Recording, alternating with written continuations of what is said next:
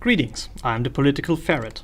To give this new project a proper start, I wanted to give you some information about why I do what I do, and what I want, what I believe, and what I mean with the words I use, and why I think that my talks are worth your time. I think it's somehow important because I learned in recent discussions that for quite a lot of people it seems to be pretty important that they know where you stand before they will even listen to you. Why? I'm not so sure. For me, an argument is valid if it can be proven, and it's false if there are no facts. And if I say facts, I mean mathematics, especially statistics.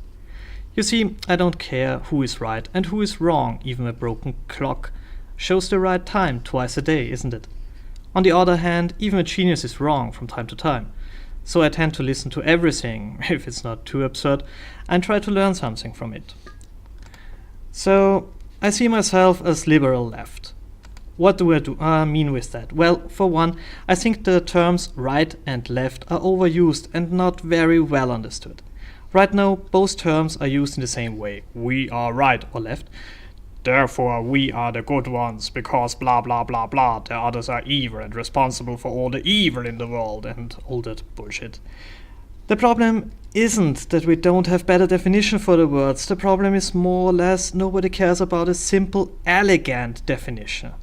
I will point that out in a future video in detail, but for now in a nutshell, what is, on the absolutely basic level, the difference between right-wingers and left-wingers? Let's try, just for the moment, this explanation. The right lives in the past, the left in the future, and the political center more or less in the present.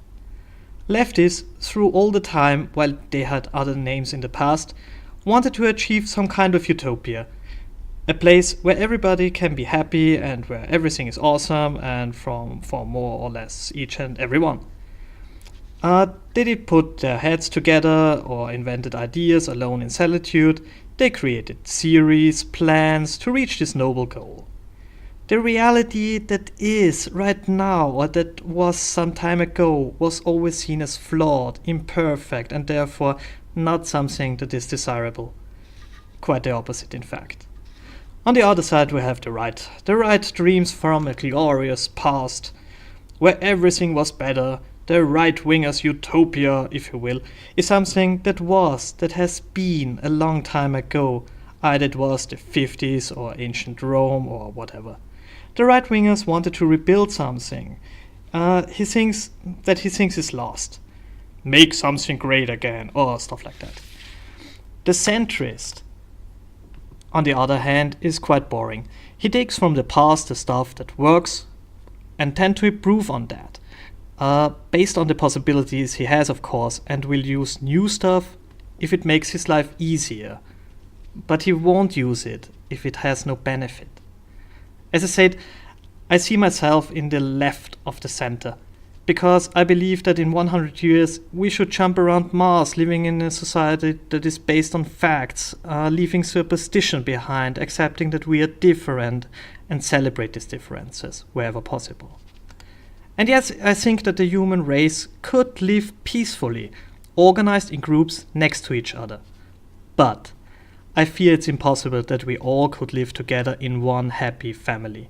To achieve that, we would have to give up our differences, and that would make the world a pretty grey place.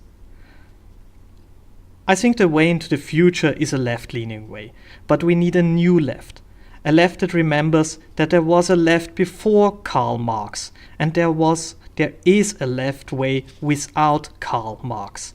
Without an ideology that puts dreams above deeds, whining over cheering, dogma over reason. To understand what I mean, we have to dive deeper into this topic, and we will in future videos. I think the moderate left is about to reinvent itself. This new left movement is already under attack from the established left and from the established right, and that's a pretty good sign because it means we are a threat to them. Let's explore together how this new left could look like. A left without a claim to the last truths, but a left that is a voice of future visions. That they are achievable, and not only that, but desirable for most of the people. Help us by liking, sharing and subscribing, and thanks for listening.